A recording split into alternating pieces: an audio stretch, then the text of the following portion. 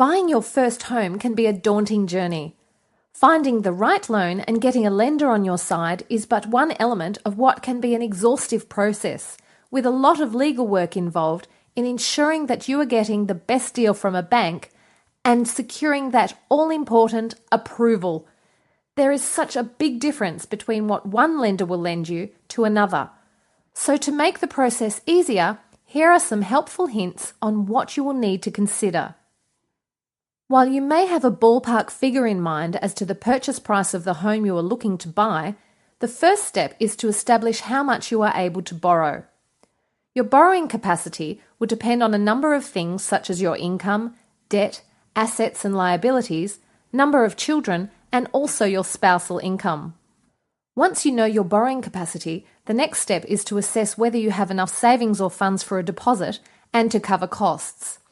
A minimum 5% deposit is required on the purchase price of a house as a general rule of thumb, but there are several other costs to consider in your budget.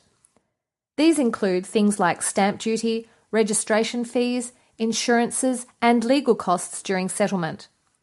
And even after all these costs are considered, you don't want to be living on 2-minute noodles for the rest of your life, so ensuring you have some funds left over and being comfortable with your repayments should be high on your list of priorities.